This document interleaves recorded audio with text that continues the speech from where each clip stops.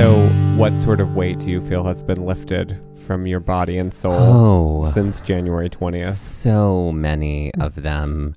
I mean, I am just like, I was saying to someone the other day, I was like, it's so nice to like not feel like I have to look at the news in order to stay up to date on what's crumbling. Mm-hmm. You know what I mean? Like, I feel like now... I mean, things are still crumbling, but like at a different pace. In a different way. Right, exactly. Right. But I do think the people that have been elected will be very good at their jobs and are extremely capable of doing the work required of them and have also appointed extremely capable and qualified people to do the work. And I'm just like, it's so nice to just see government operating the way it's supposed to operate. And like, then some, you know what I mean? Like, it was so nice to see like a press conference where they were following COVID protocols, people who are informed and clear about what they're saying. And like that misinformation is not like the cornerstone of an administration. Right. That was everything. I just have to say the part that was healing for me was Amanda Gorman's poem, The Hill That We Climb. The Hill We Climb. When I watched her perform that at the inauguration, you see everybody getting sworn in and you see everybody, you know, making the speeches. Joe Biden gave an extraordinary speech. But then her poem was the moment where I was like, now I feel healing. And I watched it, like I had it on while I was like doing other work. And then I was like, I have to just watch this entire ceremony and not do anything else because I have to watch this as part of my own healing. And so that poem that she read, that was the thing that I felt like helped to like call upon all of the spirits of this world to like, you know, bring about the healing and the good feelings and the warmth and the goodness, while also acknowledging all of the hard and all of the dark and all of the, you know, pain of, you know, the present and the past, so that we can all like move forward together. Like I felt like she was the one who went, okay, we did all of this, we've done all of the ceremony, and now let's walk. Yeah. What about for you?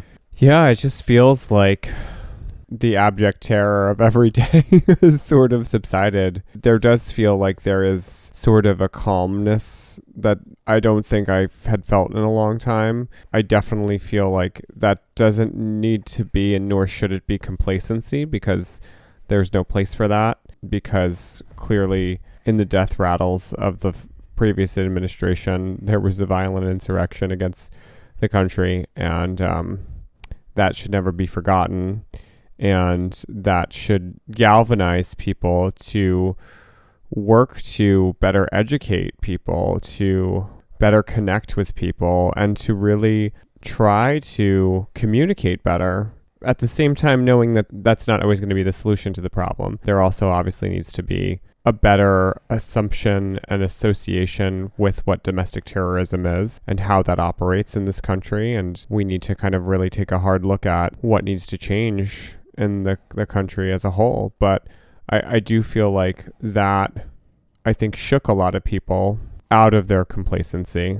Hopefully. And shook a lot of people out of their like spell that they had somehow fallen under. I think that there is an opportunity now for some good to be done. And I think that's a broad statement, but I do think that there's more of an opportunity for movement towards right as opposed to selfishness, which was, I think, the hallmark of the last administration, towards peace instead of hatred, towards love instead of incredible asinine decision making. I know those aren't necessarily opposites of one another, but I just feel like... I think it works. Yeah. I think it works. It just feels like there's possibility. Yeah, it does. There's possibility for hope again. Hello and welcome to Trail Mix by Gaze at the National Parks. I'm Mike. And I'm Dusty. Trail Mix is the short format episodes of our show. Our long format episodes explore one hiking trail in one national park, one park at a time. Trail Mix allows us to dive deeper into things we didn't get to cover in the long format episodes. That's right. And if you follow our show, you know that our Trail Mix episodes often look into environmental issues that affect not only the national parks, but the global environment as a whole. This episode is no exception, as we will dive into Joe Biden's environmental plans for the next 4 years and beyond, and what course he seeks to chart in making the U.S. a major player in tackling climate change. But before we dive deeper, let's all just take a collective moment to take a breath. And remember that our long-suffering nightmare is over. Now, it's not a surprise that we found the administration that occupied the White House prior to Joe Biden to be divisive, greedy, and self-serving, with a whole pile of racism, white supremacy, and class inequality piled on top. While these issues themselves are enough to write heinous volumes upon heinous volumes of history, one thing that also stuck out like a 70-degree day in New England in the middle of January was the administration's attack on the environment. There are plenty of examples of this attack, despite the rhetoric that their administration was constantly improving the environmental protections and policy of the nation. Just like when we jumped out of the Paris Climate Agreement saying, quote, "And we'll sit down with the Democrats and all of the people that represent either the Paris Accord or something that we can do that's much better than the Paris Accord. And I think the people of our country will be thrilled. And I think the people of the world will be thrilled. But until we do that, we're out of the agreement," end quote. That wasn't even coherent English. No. And spoiler alert, this plan never manifested itself, just like a better healthcare system to replace the ACA or a cohesive federal plan to tackle the coronavirus pandemic. And while we could wax on endlessly about what wasn't done in the past administration, or more horrifically, what was repealed, we would rather focus on the future potential to craft better policy and to create a lasting climate legacy that we can all be proud of. That, and the National Parks Conservation Association has already compiled quite a list of how our public lands have been affected in over 130 acts. That is well worth a read. And so, as we look to the future, and at the start of the Biden administration, we look to see what has been promised and what potential there is for change for the better. We are going to give you some of the major highlights of what has been proposed prior to or at the start of his administration by Biden and his team, and see where things take us. Time will tell what comes to fruition. Let's start with a big ticket item that is incredibly important in moving the goalpost forward in regards to climate change: re-entering the Paris Climate Agreement. This was a day one activity for President Biden. The Paris Climate Agreement, which was crafted in 2015 and made up of 200 countries, pledged to reduce carbon emissions worldwide, limiting the rise of the global temperature at 1.5 degrees Celsius, thus avoiding a greater disaster of a 2 degrees Celsius rise. The coalition agreement also seeks to strengthen countries' ability to deal with climate change by supporting their efforts. This involves some major shifts to the way the world works, including working towards net zero carbon emissions. Now, when the previous administration decided to jump from the agreement, they claimed that they should worry more about Pittsburgh than Paris. Coincidentally, Pittsburgh stands with the Paris Climate Agreement, in an incredibly short-sighted and nationalistic approach, which was the hallmark of their tenure. There was also political motivation, as promises were made to keep coal in business while also expanding their operations. The U.S. formally exited the agreement one day after the presidential election on November 4th, 2020. While we have only been out of the agreement for a little over 2 months by the time we've re-entered it, it is a pivotal step forward to reaffirm our commitment to it and the global community at large. In the last 5 years, the agreement has brought about some change and strides in the right direction, including over 1,000 companies pledging to reduce their carbon emissions. Cities worldwide have focused on greener possibilities, including updated and environmentally friendly mass transit. More and more banks have started moving away from funding fossil fuels, and many countries are taking more aggressive action steps than originally outlined in the 2015 agreement. The U.S., the second biggest polluter in the world, re-entering this agreement means for a greater outcome than if we were not part of it. Let's talk about some other big news for day one. The Biden administration pulled the permit for the Keystone XL pipeline. You know, the cross-continental pipeline that would bring 830,000 barrels of oil daily from Alberta to the Gulf of Mexico, that violated tribal lands and did so despite treaty obligations or thorough environmental impact statements. The same pipeline in which hundreds of people were arrested for protesting because of this and many other reasons. Oh yeah, that pipeline. Bye, Felicia. While the permit was originally approved on the third day of the previous administration, it was bogged down by court cases over the last 4 years. However, pulling these permits would mean it would indefinitely be in limbo/abandoned, which would also ensure a greater gain in the fight against emissions, not only in construction and operation, but in oil, which would travel through it and which would eventually be utilized. The concern over this pipeline was not just from the tribal perspective, but also from farmers and ranchers who also feared losses of land through eminent domain and the very real fear that this was an environmental catastrophe waiting to happen, with the potential for spills or leaks that could end up in watersheds and aquifers, thus poisoning the landscape's sacred territory and farmland alike.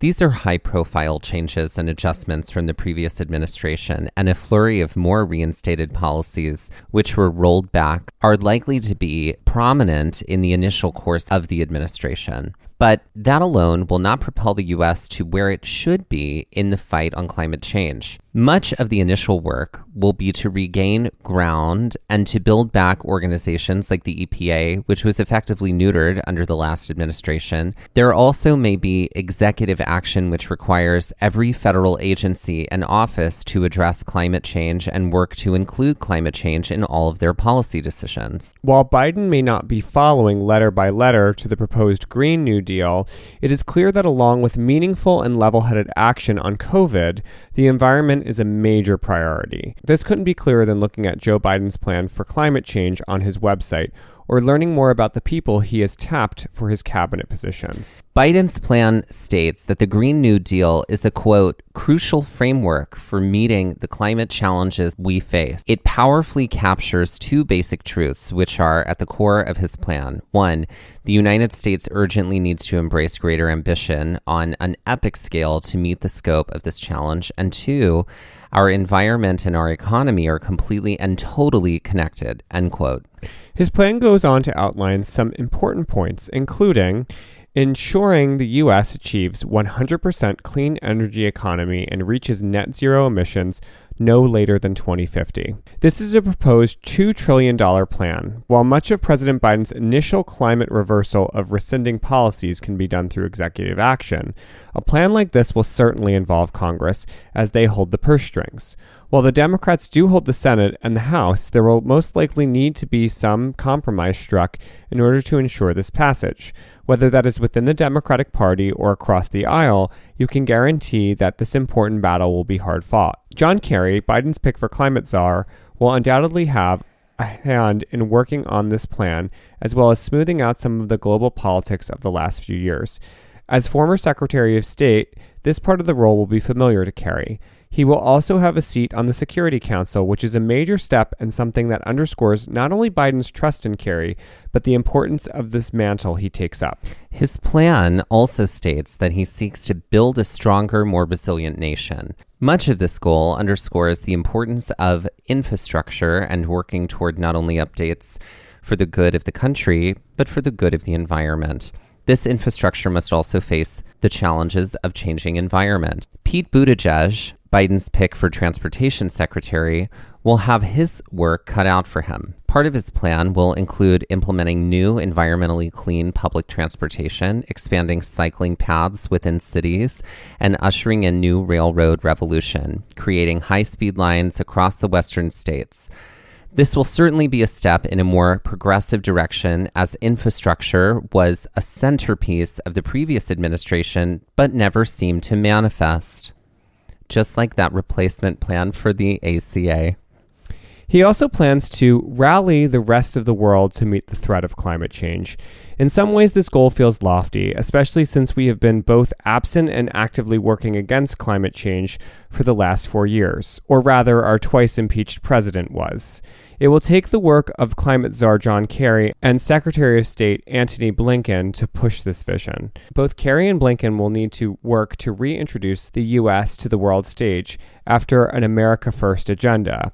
If we are to work with both allies and stand up to those we are at odds with relating to climate change, we will need a strong message of collectivism. Biden also states that he will stand up to the abuse of power by polluters who disproportionately harm communities of color and low-income communities. This has been an important part of Biden's transition team, asking for members to investigate policies that can help reduce pollution in Black and Latinx communities, of which are disproportionately affected by pollution. Black communities about 53% more affected, and Latinx communities about 63% more affected. Treasury Secretary Janet Yellen will likely be pivotal in working towards this goal. Ms. Yellen's role will be based on the home front, ensuring economic prosperity for the multitude while also potentially enacting punitive economic measures for those who do not meet or violate climate policy aimed at working toward emission reduction goals. Along with these goals and the work of his cabinet members, and aside from the re-entry to the Paris Climate Agreement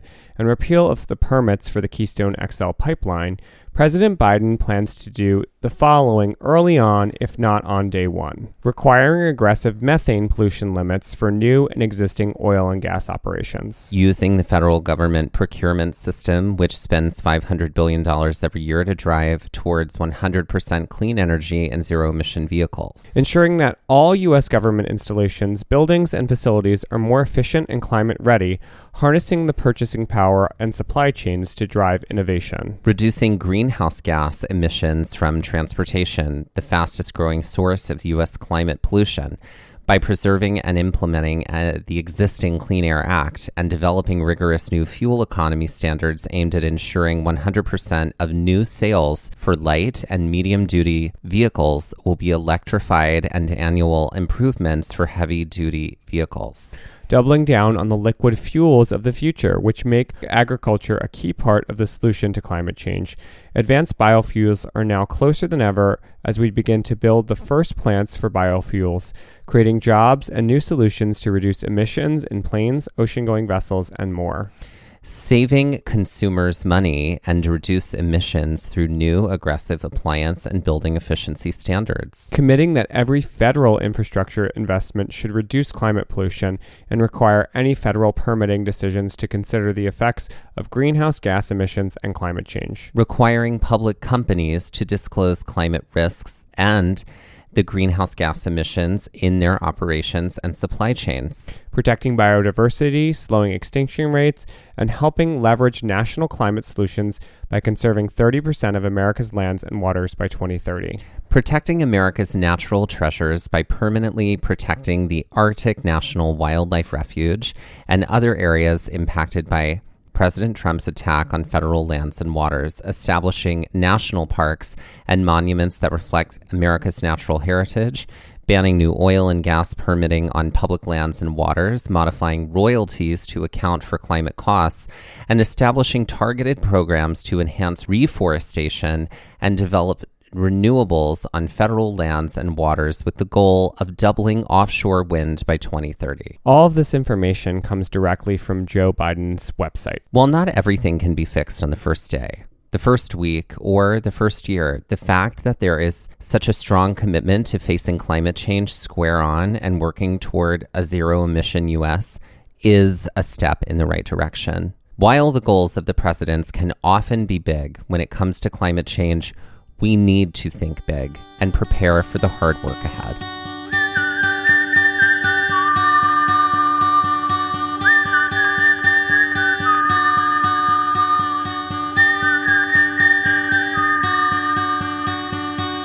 This has been Trail Mix by Gaze at the National Parks, the podcast. And we're here to remind you to hike early and hike often, and that adventure is always out there. Gaze at the National Parks was created and is hosted by Dustin Ballard and Michael Ryan. To see images from this episode, follow our Instagram at Gaze at the National Parks. To contact us, email us at gazeatthenationalparks@gmail.com. And to find out more about the parks featured on this show, visit our website, gazeatthenationalparks.com. That's Gaze, G-A-Z-E. All original artwork featured on our website and on Instagram is by Michael Ryan. All original music was written by Dave Seaman and performed by Dave Seaman, Mariella Klinger, and Sean Sklios. Our music producer is Skyler Fortgang. This episode was edited by Dustin Ballard. We would also like to acknowledge that while recording this episode, that we are on the traditional and stolen lands of the Lenape people, also known as Ocean County, New Jersey.